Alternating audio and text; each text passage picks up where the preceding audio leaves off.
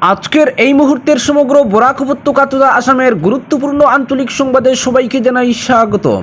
আজকের সন্ধ্যার সমগ্র বরাক উপত্যকা তথা আসামের বিশেষ বিশেষ খবর হলো, পাহাড় লাইন নিয়ে কোনাদ অশ্বিনী বৈঠকে সুখবর, 6 মাসের মধ্যেই শিলচর লঙ্কা প্রকল্প ঘোষণা, ইঙ্গিত রেলমন্ত্রীর। বহু প্রতীক্ষিত লঙ্কা শিলচর নতুন রেলপথ প্রকল্প নিয়ে নতুন খবর দিলেন রেলমন্ত্রী অশ্বিনী বৈষ্ণব। সাংসদ কোনাদ পুরকায়স্থের সঙ্গে এক বৈঠক শেষে তিনি জানান, বরাক উপত্যকা এবং পার্শ্ববর্তী রাজ্যের লোকেরা আগামী 6 মাসের মধ্যে একটি সুখবর পেতে চলেছেন। তার কথায় লঙ্কা শিলচর নতুন রেলপথ প্রকল্পে ঘোষণার ইঙ্গিত ছিল। এবছর ফেব্রুয়ারি মাসে অ্যাডভান্টেজ আসাম 2.0 অনুষ্ঠানে যোগ দিতে গিয়ে রেলমন্ত্রী বলেছিলেন, প্রায় 30,000 কোটি টাকা খরচ হবে এই প্রকল্পে।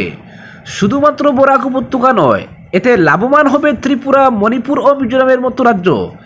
এছাড়া দক্ষিণ পূর্ব এশিয়ার সঙ্গে স্থলপথে যোগাযোগ বৃদ্ধির ক্ষেত্রেও এই প্রকল্প বিশেষ ভূমিকা পালন করবে।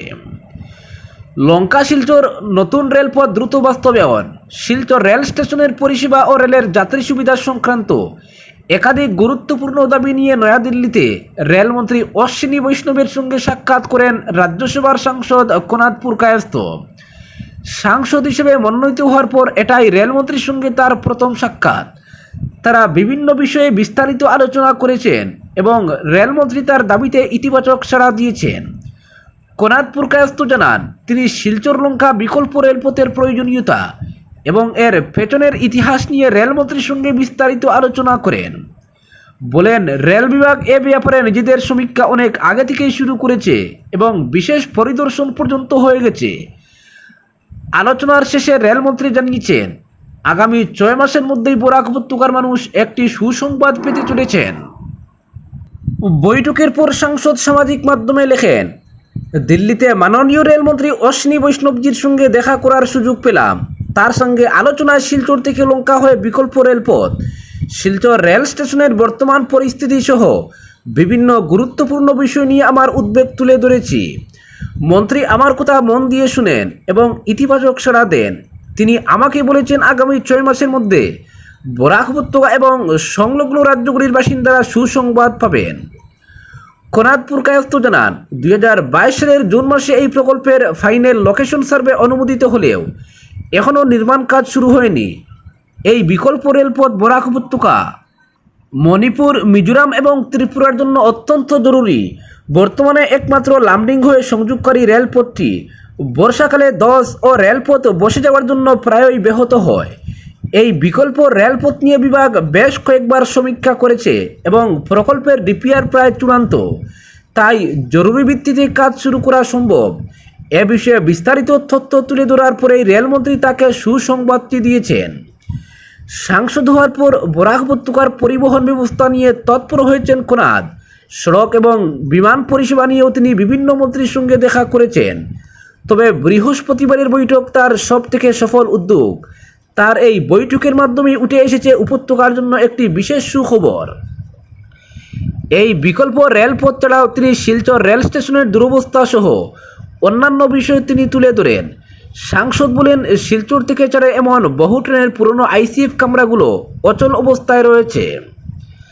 এসি চলে না, কল ফ্লাশ কাজ করে না, দরজার হ্যান্ডেলও ভাঙা থাকে। এসব সমস্যার সমাধান একমাত্র সম্ভব আধুনিক এলইবি কামরা চালু করলেই। এছাড়া স্টেশনের পিট লাইনে যাত্রী কামরাগুলির ঠিকমতো রক্ষণাবেক্ষণ হয় না।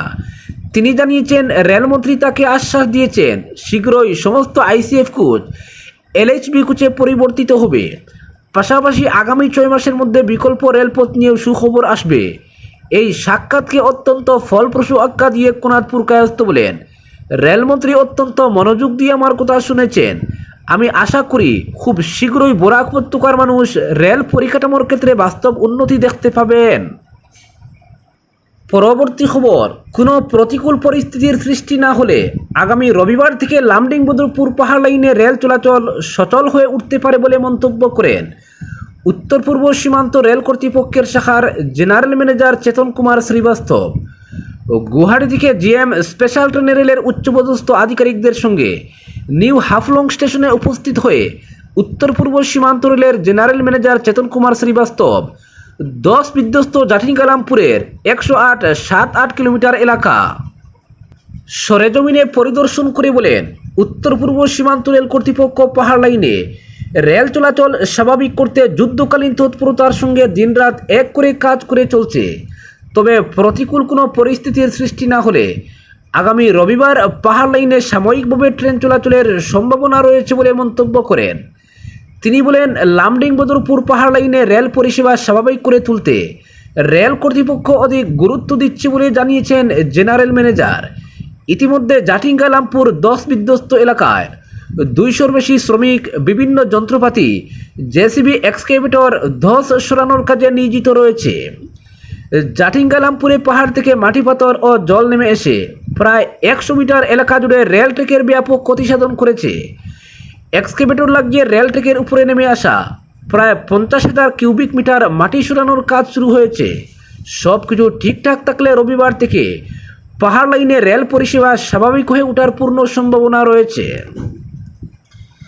এদিকে রাজ্যের ক্রীড়া ও যুব কল্যাণ মন্ত্রী নন্দিতা গারলুসা জাটিঙ্গালামপুর ধস বিধ্বস্ত এলাকা পরিদর্শন করে বর্তমান পরিস্থিতি খতিয়ে দেখে বলেন, উত্তর পূর্ব সীমান্ত রেল কর্তৃপক্ষ যুদ্ধকালীন তৎপরতার সঙ্গে রেলপথ সচল করে তুলতে কাজ করে চলছে।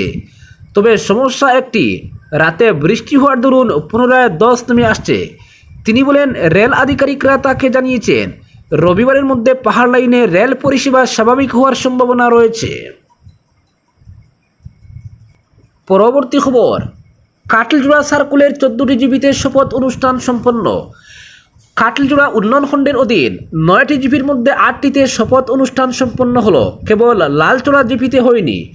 গত 23 জুন 4 জন অনুপস্থিত থাকায় আগামী 30 জুন ফের শপথ হবে বলে জেলা প্রশাসনের তদারকি অফিসার হাইলাকান্দির attach circle officer Arif Ahmed জানিয়েছেন।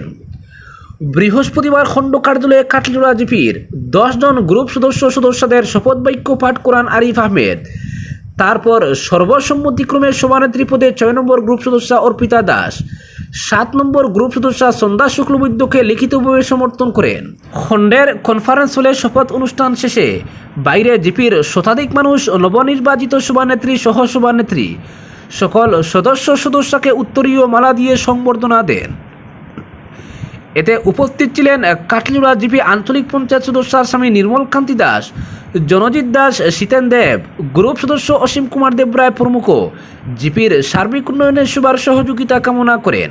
এতে উপস্থিত অন্যান্য গ্রুপ সদস্যরা হলেন নিরুপম দাস, নন্দা দেব, জুমা দেব, বাবলু মালাকার, বিপাশা পাল, সুবিনয় দাস ও কাবিল আহমেদ।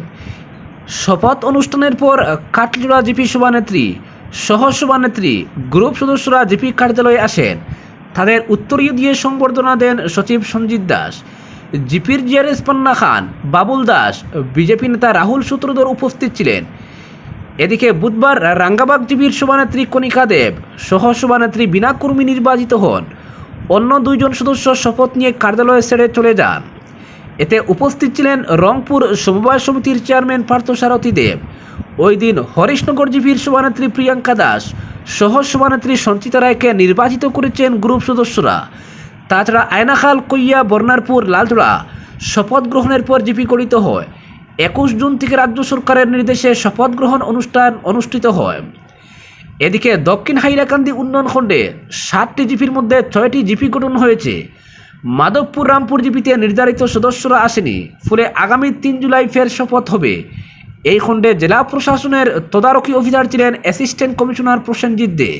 জানা গেছে, নিষ্কর জিপি সভাপতি বিপ্লব কুমার দাস, মণিপুর জিপিতে রাজেশ সিং, সহ সভাপতি সন্তোষ দুবি, ধলাই বাগান জিপিতে পুষ্পারি, সহ সভাপতি কিশোর নন্দী, বরুণচোড়া জিপিতে সভানেত্রী রীতা চন্দ, ঘাড়মুড়া, রামনাথপুর, দত্তপুর, বাগচুড়া জিপির নির্বাচিত সভাপতি সহ সভাপতিদের নাম জানা যায়নি। পরবর্তী খবর, শ্রীভূমি জেলার দুর্লভপুরা উন্নয়ন খণ্ডের অধীনে দুর্গারবন জিপির 8 নং ওয়ার্ডে থেকে বিনা প্রতিদ্বন্দ্বিতায় যেমন সাম্প্রতিক পঞ্চায়েত নির্বাচনে পঞ্চায়েত সদস্য হিসেবে জয়ী হয়েছিলেন, বৃহস্পতিবার ফের নির্বাচিত সদস্যদের পাঠ করানো হয় শপথ বাক্য। বিভাগীয় নিয়ম অনুসারে আয়োজিত প্রথম সভায় পঞ্চায়েত সদস্য মালা সিনহা, শ্যামকুমার সিনহা, বিমল সিনহা, চন্দ্রবাবু সিংহ, মনিকা হালদার, কনকবলা দাস, কাবেরী মুখার্জি, দীপা সিনহা, মিতালি সিনহা ও উত্তম সিনহা সদস্য ও সদস্যদের সম্মতিতে জিপি সভানেত্রী পদের দায়িত্ব গ্রহণ করেন মালা সিনহা। দুর্লভচূড়ার পার্শ্ববর্তী বিষ্ণুপুর গ্রামের সমাজসেবী তথা দুর্লভচূড়া সমবায় সমিতির সম্পাদক দীপন সিনহার স্ত্রী গৃহবধূ থেকে রাজনীতির ময়দানে এক অভাবনীয় সফল যাত্রার অভিষেক হয়। এদিনের প্রথম সভায় সকল পঞ্চায়েত সদস্যদের সম্মতিতে উপসভাপতির দায়িত্ব সমঝে নিলেন শ্যামল কুমার সিনহা। দুর্লভচূড়ায় উন্নয়ন ব্লক কার্যালয়ের সভানেত্রী উপসভাপতি সহ পঞ্চায়েত সদস্যদের জাকালো সংবর্ধনা জ্ঞাপন করেন শুভাকাঙ্ক্ষীরা। তারপর দুর্লভচূড়া বিজেপির মণ্ডল কার্যালয়ে জিপি সভানেত্রী মালা সিনহা এবং উপসভাপতি শ্যামল কুমার সিনহা সহ সব পঞ্চায়েত সদস্য এপি সদস্য সুরেন্দ্র কুমার সিনহাকে জাকালো সংবর্ধনার মাধ্যমে শুভেচ্ছা জ্ঞাপন করেন। জেলা পরিষদ সদস্য প্রণব মুখার্জি সহ বিজেপি মণ্ডল সভাপতি চন্দন বর, সম্পাদক নুপুর চক্রবর্তী ও চেরাগী জেলা পরিষদ সদস্য পঙ্কজ রায় শর্মা। বিভাগীয় নিয়মানুসারে এদিনের প্রথম সভা সফল করতে উপস্থিত ছিলেন দুর্লভচূড়া উন্নয়ন খণ্ডের আধিকারিক দীপকান্ত চামুয়া ও এসিএস মানস প্রতীক বাংজাম। আজকের বিশেষ সংবাদ এখানেই সমাপ্ত।